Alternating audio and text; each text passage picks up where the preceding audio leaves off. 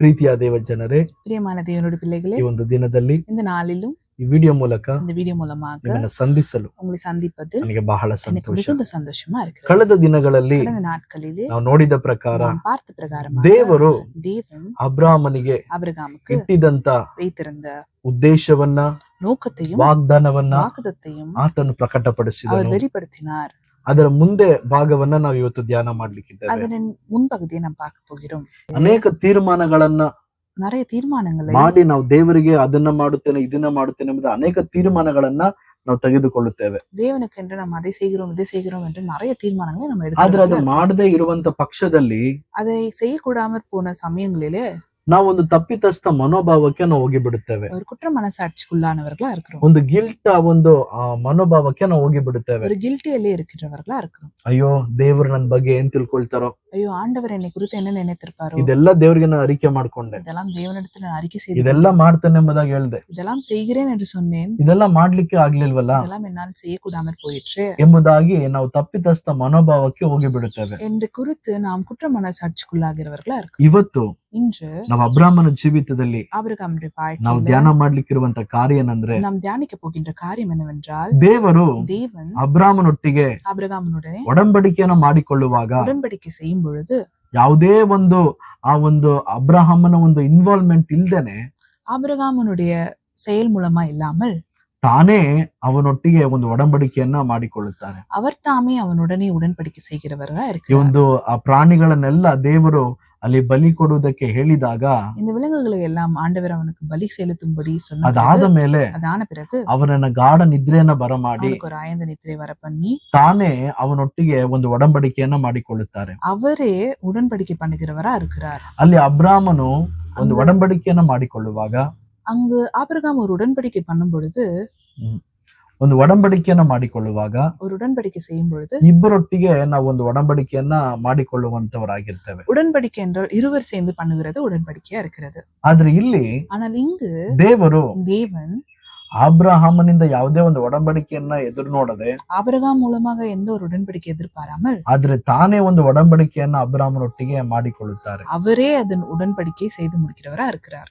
ದೇವರಿಗೆ ಚೆನ್ನಾಗಿ ಗೊತ್ತಿತ್ತು, தேவனுக்கு நன்றாக தெரியும், ಅಬ್ರಹಾಮನ ಕೈಯಿಂದ ஆபிரகாமுடைய கையினால் ಆತನು ಏನು ಮಾಡುತ್ತಾನೋ, அவன் என்ன செய்ய போகிறான், ಏನು ಮಾತನ್ನ ಕೊಡುತ್ತಾನೋ என்ன வார்த்தை பேச போகிறான், ಅದನ್ನ ನಾವು ನೆರವೇರಿಸ್ಲಿಕ್ಕೆ ಆಗೋದಿಲ್ಲ ಎಂಬುದಾಗಿ ದೇವರಿಗೆ ಚೆನ್ನಾಗಿ ತಿಳಿದಿತ್ತು. அது அவனால் நிறைவேற்றக்கூடாமல் போகும் என்று தேவனுக்கு நன்றாய் தெரியும். ಇವತ್ತು ನಮ್ಮ ಜೀವಿತದಲ್ಲೂ ಸಹ இன்று நம்முடைய வாழ்க்கையிலும் கூட ಅನೇಕ ಕಾರ್ಯಗಳನ್ನ ದೇವರ ಹತ್ರ நிறைய காரியங்களை தேவனிடத்தில் ಅರಿಕೆಯನ್ನ ಮಾಡಿ நாம் அறிக்கை செய்து ನಮ್ಮ ಕ್ರಿಯೆಗಳಿಂದ, நம்முடைய கிரியைகளினால் ನಮ್ಮ ಕಾರ್ಯಗಳಿಂದ நம்முடைய காரியங்களினால் ಏನಾರು ಒಂದು ಕಾರ್ಯವನ್ನ ಒಪ್ಪಿಸಿಕೊಟ್ಟು ஏதாவது காரியங்களை நாம் ஒப்பு கொடுத்து ಅದನ್ನ ದೇವರಿಂದ ಪಡ್ಕೊಳ್ಬೇಕೆಂಬುದಾಗಿ அது தேவனிடத்திலிருந்து நாம் ನಾವು பெற்றுக்கொள்ளும் ಬಯಸ್ತೇವೆ, நாம் எதிர்பார்க்கின்றோம், ಅದನ್ನ ಪ್ರಯತ್ನ ಮಾಡುತ್ತೇವೆ. அதை நாம் ಮುಯற்சி செய்கிறோம். ಆದ್ರೆ ಅದನ್ನ ಮಾಡ್ಲಿಕ್ಕೆ ಆಗಲ್ಲ.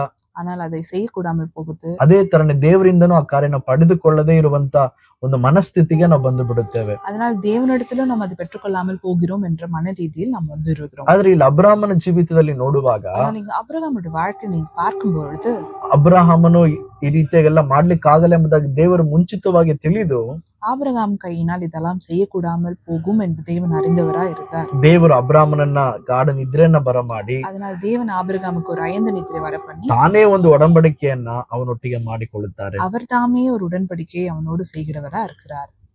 ನಾವು ರೋಮಾಪುರ ಬರೆದ ಪತ್ರಿಕೆಯಲ್ಲಿ ನೋಡುವಾಗ ரோமர் எழுதின சுவிசேஷத்தில் நாம் பார்க்கும் பொழுது 8ನೇ ಅಧ್ಯಾಯ ಅದರಲ್ಲಿ 1-2ನೇ ವಚನದಲ್ಲಿ ನಾವು ನೋಡುವಾಗ 8ஆம் அதிகாரம் 1-2 வசனங்களை நாம் பார்க்கும் பொழுது ನಮ್ಮ ಕೈಯಲ್ಲಿ ಏನೆಲ್ಲ ಮಾಡ್ಲಿಕ್ಕೆ ಆಗದೇ ಇರುವಂತ ಕಾರ್ಯಗಳಿದೆಯೋ நம் கையினால் எல்லாம் நாம் செய்யக்கூடாமல் போகின்றோம், ಅದೆಲ್ಲ ದೇವರೇ ನಮಗೋಸ್ಕರ ಮಾಡಿದನು. அதெல்லாம் தேவனே நமக்காக செய்து முடித்திருக்கிறார்.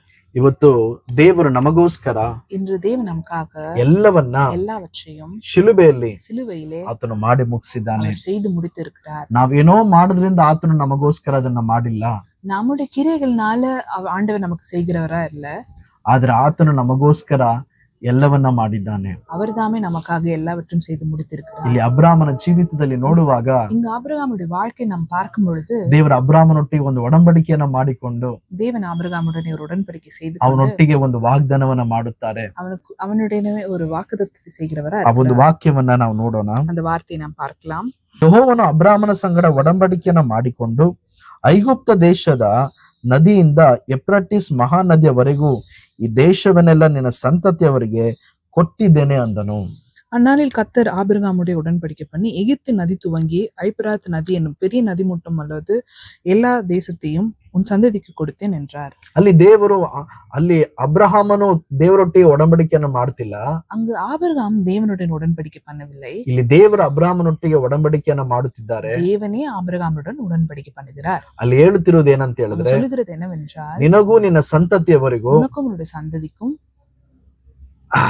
ಈ ಒಂದು ದೇಶವನ್ನೆಲ್ಲ ನಿನ್ನ ಸಂತತಿಯವರಿಗೆ ಕೊಟ್ಟಿದ್ದೇನೆ ಎಂಬುದಾಗಿ, இந்த தேசங்கள் எல்லாம் உன்னோட சந்ததிக்கு கொடுக்கிறேன் என்பதாக. ಪ್ರೀತಿಯ ದೇವ ಜನರೇ, பிரியமான தேவனுடைய ಈ பிள்ளைகளே, ಒಂದು ವಾಕ್ಯದಲ್ಲಿ ನಾವು ನೋಡುವಾಗ இந்த வார்த்தை நாம் பார்க்கும் ದೇವರು ಅಬ್ರಾಹ್ಮನಿಗೂ ಅವನ ಸಂತತಿಯವರಿಗೂ தேவன் ஆபிரகாமுக்கு அவனோட சந்ததிக்கும் ಅವ್ರಿಗೋಸ್ಕರ ಇಟ್ಟಿರುವಂತ ಹಾಲು ಜನರಿರುವಂತ ದೇಶವನ್ನ அவனுக்காக வைத்திருக்கிற பாலும் தேனும் ஓடுகிற தேசத்தை ಕೊಡುವೆನು ಅಂತ ಹೇಳಿಲ್ಲ, கொடுப்பேன் என்று சொல்லவில்லை, ಕೊಟ್ಟಿದ್ದೇನೆ ಎಂಬುದಾಗಿ ಹೇಳಿದ್ದಾರೆ. கொடுத்திருக்கிறேன் என்று சொல்லுகிறார். ಇವತ್ತು ದೇವರು இன்று தேவன் ಕ್ರಿಸ್ತೇಸುವಿನಲ್ಲಿ கிறிஸ்து இயேசுவின் ನಮಗೆ மூலமாக ಬೇಕಾಗಿರುವಂತ நமக்கு தேவையான எல்லாவற்றையும் ಎಲ್ಲವನ್ನ ಆತನು ಕೊಟ್ಟಿದ್ದಾನೆ. அவர் கொடுத்திருக்கிறார். ಅಲ್ಲಿ ಕೊಡಲ್ಪಡುವುದು ಅಂತ ಇಲ್ಲ, கொடுக்க போகிறார் என்றில்லை, ಕೊಟ್ಟಿದ್ದೇನೆ ಎಂಬುದಾಗಿ ದೇವರು ಹೇಳುತ್ತಾರೆ. கொடுத்திருக்கிறேன் என்கிறார்.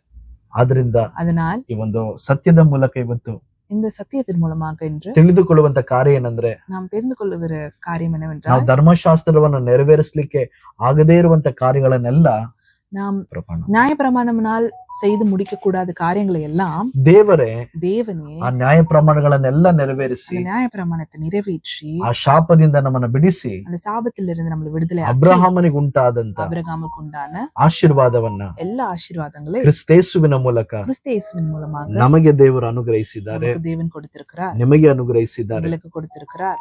ಈ ಒಂದು ಸತ್ಯವನ್ನ இந்த சத்தியத்தை ತಿಳಿದುಕೊಂಡಿದ್ದೀರಾ? நீங்கள் அறிந்து கொண்டீர்களா? ಒಂದನ್ನ ತಿಳಿದುಕೊಳ್ಳಿರಿ, ஒன்றை தெரிந்து கொள்ளுங்கள். ನಾವೇನೋ ದೇವರಿಗೆ ಮಾಡೋದ್ರಿಂದ ದೇವ್ರು ನಮ್ಗೇನು ಮಾಡಿಲ್ಲ, தேவனுக்காக நாம் செய்கிறதுனால அவர் நமக்கு செய்கிறதில்லை, ನಾವೇನು ಮಾಡಿಲ್ಲ. நாம் எதுவும் செய்யவில்லை, ನಾವು ಮಾಡಬೇಕಾಗಿರುವಂತ ಕಾರ್ಯಗಳನ್ನೆಲ್ಲ நாம் செய்ய வேண்டிய காரியங்களை எல்லாம் ದೇವರೇ ನಮಗೋಸ್ಕರ ಎಲ್ಲವನ್ನ ಮಾಡಿ ಮುಗಿಸಿದ್ದಾರೆ. தேவனே நமக்காக எல்லாவற்றையும் செய்து முடித்திருக்கிறார். ಅವರು ಮಾಡಿ ಮುಗಿಸಿರುವಂತ ಕಾರ್ಯದ ನಿಮಿತ್ತ அவர் செய்து முடித்த காரியத்தின் நிமித்தமாக ನಾವು ಆಶೀರ್ವಾದಕ್ಕೆ ನಾವು ಬಾಧ್ಯರಾಗಿದ್ದೇವೆ. நாம் ஆசீர்வாதத்துக்கு பாத்திரரா இருக்கிறோம். ದೇವರ ಅಬ್ರಾಹ್ಮನ ಆಶೀರ್ವಾದವನ್ನ தேவன் ஆபிரகாமின் ನಮಗೂ ஆசீர்வாதத்தை ನಿಮಗೂ நமக்கும் உங்களுக்கும் ಅನುಗ್ರಹಿಸಿದ್ದಾನೆ.